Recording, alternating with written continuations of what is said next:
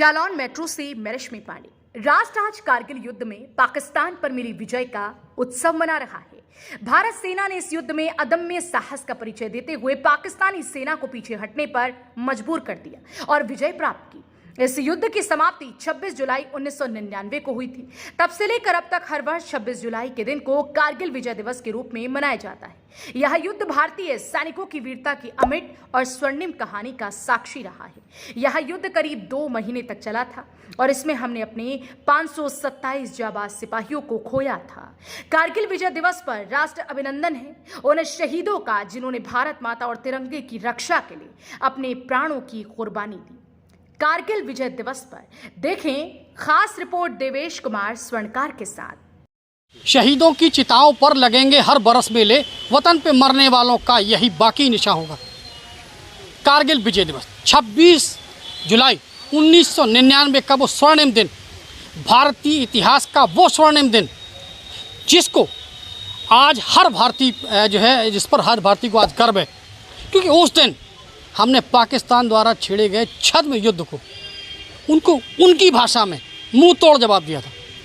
कारगिल का वो युद्ध हालांकि 2 महीने के लगभग चला था। 25 मई 1999 को ये शुरू हुआ था और 26 जुलाई 1999 लगभग 60 दिन ये युद्ध चला था। और इस युद्ध में हमने अपने 537 अनमोल रत्न खोए हैं, तब कहीं जाकर इस विजय को हमने पाया है। हम आपका परिचय जानना चाहेंगे कि आपका नाम क्या है, आपका पद क्या है और कारगिल युद्ध में आपकी भूमिका क्या रही। मैं कैप्टन अखिलेश नगाइच जी, अध्यक्ष पूर्व सैनिक वेलफेयर एसोसिएशन अध्यक्ष हूँ और मैं सन 1999 में मई के महीने से लेकर अगस्त तक कारगिल क्षेत्र में तैनात था। जैसे ही हमारी सेना को पता चला कि दुश्मन हमारी पहाड़ियों पर आकर चरवाहे के रूप में बैठ चुका है, हमारी सेना वहाँ पर रातों रात पहुँच गई और जिस जगह पर जहाँ टाइगर हिल पर जहाँ पर माइनस टेम्परेचर है, जहाँ पर एक आदमी नॉर्मल चलने में भी सांस लेने में जिसको परेशानी होती है, उस पर हमारे साथियों ने एक अदम्य साहस के साथ दुश्मन का मुकाबला किया और दुश्मन को धकेला भी और उनको पराजय भी दिलाई।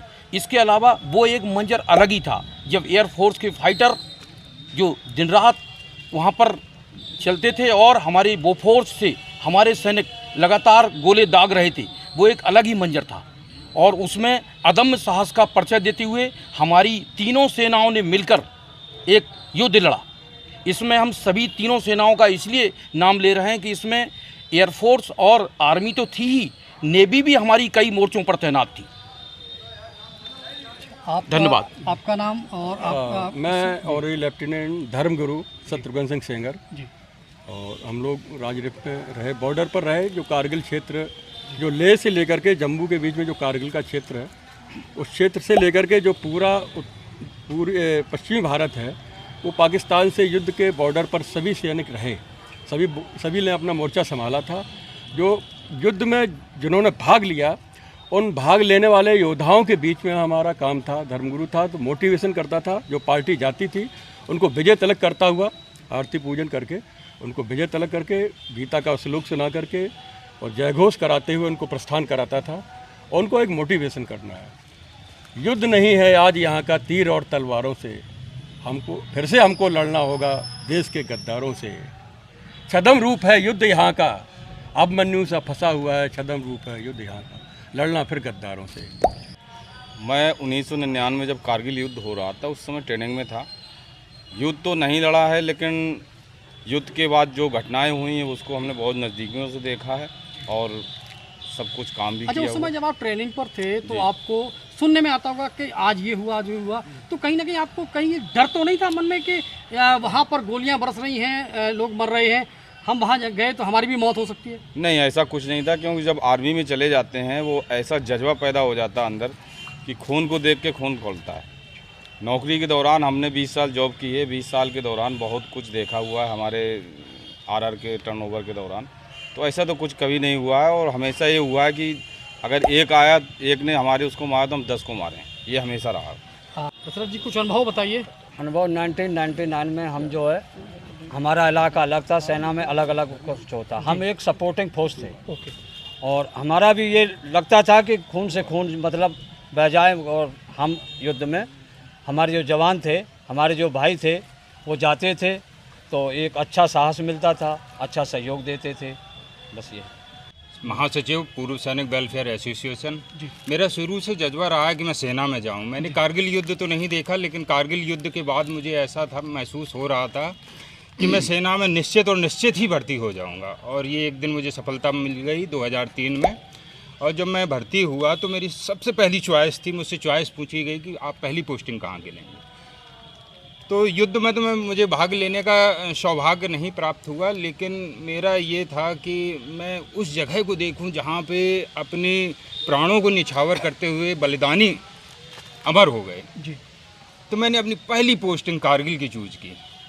और मैं जब कारगिल पहुंचा तो सबसे पहले उस मिट्टी को सलाम किया और उन वीर शहीदों को नमन किया, उनको याद करके और श्रद्धा सुमन अर्पित किए। और आज उन बलिदानियों के दम पे हमारा पूरा देश और हम चैन से रह रहे हैं और अच्छा जीवन व्यतीत कर रहे हैं। जी। मैं उस समय पठानकोट में बॉर्डर लाइन पे प्रेजेंट था। वो मौका तो नहीं मिला कि उन शेरों के साथ हमें भी मौका मिलता कि हम भी उनके साथ लड़ सकते, लेकिन वो जज्बा हम भी रखते थे कि शायद वो समय आए और हमें भी ये आदेश मिले कि हम वहाँ के लिए निकलें कारगिल के लिए।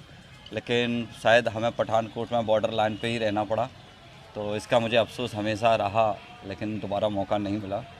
लेकिन जो वो लड़े, जो उनकी शहादत है और उनके बदौलत आज हम यहाँ खड़े हैं, ये हमेशा गर्व का प्रतीक रहा है और हमेशा महसूस करते हैं हम। सबसे पहले हम लोग सभी लोगों का सम्मान करते हैं कि जितने भी कारगिल के लोग हैं जिन्होंने हम लोगों को आज यहाँ तक खड़ा किया है, उनके सम्मान में हम हमारी परिषद और हमारे बोर्ड के सभी लोग नतमस्तक होते हुए आपके लिए बहुत बहुत आभार। और हम लोग यहाँ पे जो आज एकत्रित हुए हैं पार्क में, सबसे पहले तो इन्हें नमन करते हैं जिनके हमारे आज आप लोग यहाँ तक पहुँचे हैं। अभी तक हम लोगों का एक प्लान है, 15 अगस्त में ये पार्क कभी नहीं सजा है, हम लोग इस बार 15 अगस्त में तिरंगे से ये पार्क सजवाएंगे और शहर में ये हम देंगे, ये एक संदेश देंगे कि आज़ादी के हम लोगों को कैसे मिली है। पूरे शहर में बड़ी बड़ी स्ट्रीट लाइटों में हम लोग तिरंगा लगाने का कार्य भी कर रहे हैं। इसके लिए बस यही हमारा पूरा बिल्कुल हम लोग कहना चाहते हैं। आप लोग सभी लोग 15 को आमंत्रित रहिए। पूरा शहर हम लोग तिरंगा से कर रहे हैं और आप लोगों के विजय दिवस के लिए और जो लोग शहीद हुए उनके लिए श्रद्धामन। जालान मेट्रो न्यूज चैनल को सब्सक्राइब करें और बेल आइकन जरूर दबाएं ताकि जालौन जनपद से जुड़ी खबर आप तक पहुंचे सबसे पहले।